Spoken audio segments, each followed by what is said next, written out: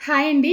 మీరెప్పుడైనా దోసపిండి ఉపయోగించి ఇడ్లీలోకి, దోసలోకి చట్నీ తయారు చేశారా? ఒకవేళ చేయలేదంటే గనక ఒక్కసారి రెసిపీనైతే ట్రై చేసేయండి.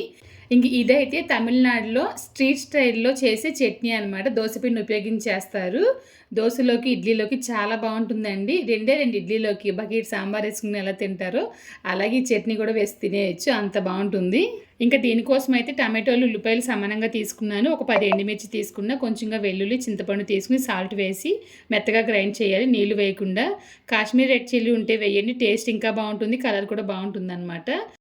మిక్సీ పట్టి తీసుకొచ్చేసానండి. ఒక పాన్ పెట్టి అందులో ఆయిల్ వేస్తున్నాను. ఇప్పుడు పోపు వేయాలని నూనె బాగా మరిగిన తర్వాత ఆవాలు, కొంచెం జీలకర్ర, మినపప్పు, ఎండుమిర్చి, కరివేపాకు వేసి బాగా వేపాలి.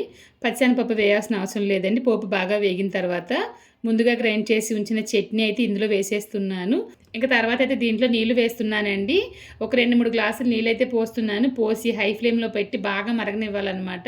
ఒక 5 నిమిషాలు బాగా మరగాలండి. పచ్చివాసన అంతా పోయిన తర్వాత ఒక గరిటెడు ఇడ్లీ దోస బ్యాటర్ అయితే తీసుకున్నానండి. నాకైతే అలవాటు కాబట్టి నేరుగా అయితే వేసేస్తున్నాను. మీరు ఏదైనా గిన్నెలో కొంచెంగా వాటర్ కలిపి వేసుకోండి. ఎందుకంటే గట్టిగా ఉండలు చుట్టేస్తుందనమాట. అందుకని చెప్పేసి పిండి వేసిన వెంటనే హై ఫ్లేమ్‌లో పెట్టి బాగా కలుపుతూ ఉండాలండి. అంతేనండి. ఎంతో టేస్టీగా చాలా సింపుల్‌గా తమిళనాడు స్టైల్‌లో కార చట్నీ తయారైపోయింది దోస పిండితోటి. మీరు కూడా ఒకసారి ట్రై చేసేయండి.